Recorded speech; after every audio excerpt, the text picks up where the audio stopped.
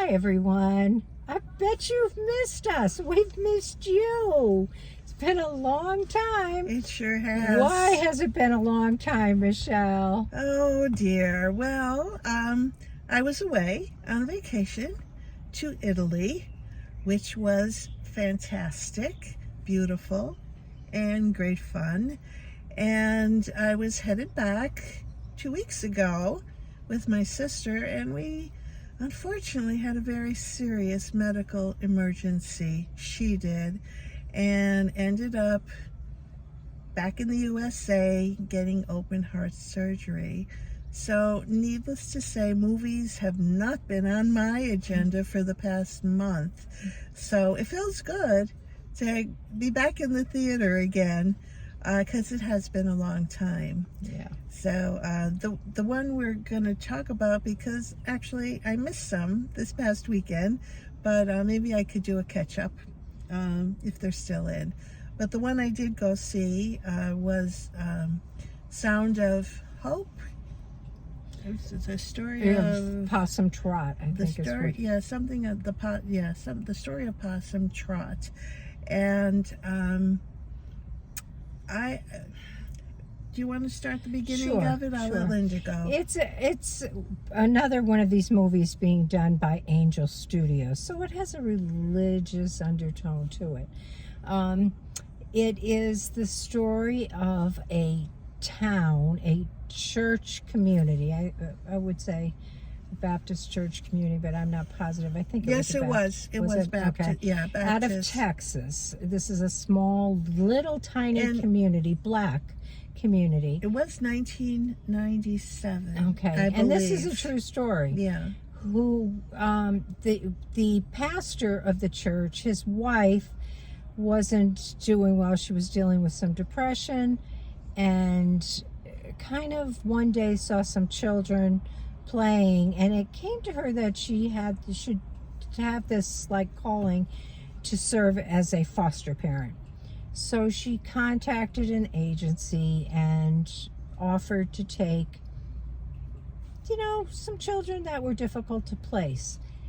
And eventually she and her husband got a child, and it went from there. They ended up with another child with some very severe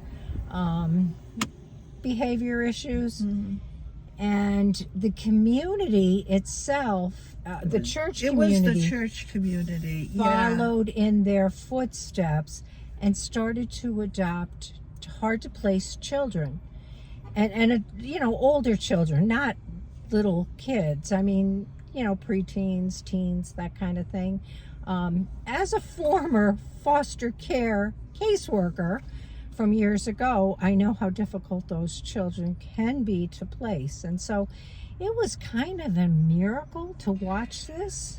It was. I agree with it. And it was a little bit more than just a little religious tones from my viewpoint, because there was a lot of the wife in particular, and the husband was minister, so she was called First Lady, and she felt she was sitting very depressed, like Linda said, and she just looked up to the trees, and she felt that she was being told by God to pursue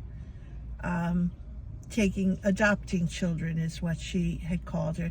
And it took a lot on her part to get her husband to actually come on board with this idea that she because they had their own children. Yeah, they did. And they, this was a poor community. There wasn't a lot to go around. I mean, neighbor took care of neighbor kind of thing. And it was heartwarming, because as soon as she was pursuing it, whether he wanted to or not, she was going to classes for foster parents, and I think it was her sister she took along, and her sister fell right into it. And as soon as the sister brought home 2 little ones, and the pastor saw this, he was taken over. Yeah. Oh, yeah. He that bought was right it. into it.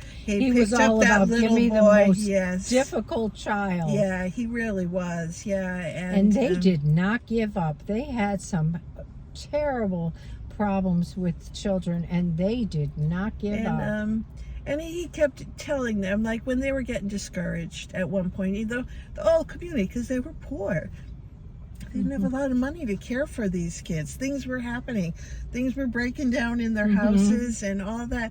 And he convinced them that this was, and their hearts went out to, that this was their calling also, to take care of these children. Children need to be happy. Children need to be cared for and loved and taken care of. And they gathered as a community and comforted each other when they were having problems, and I thought that was amazing. And in the end, there were no more children to place. They had taken all the available. There were children. 77 children that were placed. I don't know if they were all in this community, but they were. It was the community was known as Possum Trot. Okay, yeah, they took care of 77 children. And again, it was a true story. So the ending gave you a quick preview on what happened to all these characters that were in the movie. Not only the adults, but also the children, and how successful they became because of what they did and took care of them in this community. So it was amazing to hear something like this happening, really. It really and was. They were encouraging that we as individuals should also look what we can do to help those in need, as particularly children. They were very focused on the children, that no child should have to deal with what some of these children were dealing with. Yeah. It wasn't it was a heartache to watch some of it, really. But it was amazing to watch the breakthroughs of the children too, Yeah. It was a really, I thought, heartwarming movie. I cried at the end. It's one of those tearjerkers. Yeah, it was. And I agree with you. It was. It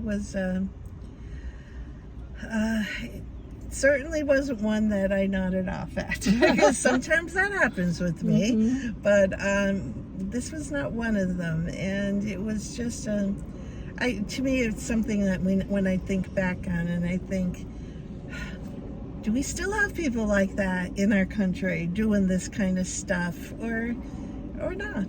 You hear so much about children who are have nowhere to go. They're on the streets. They're, involved in all sorts of things. But they did reach out, and hopefully people have heard their message.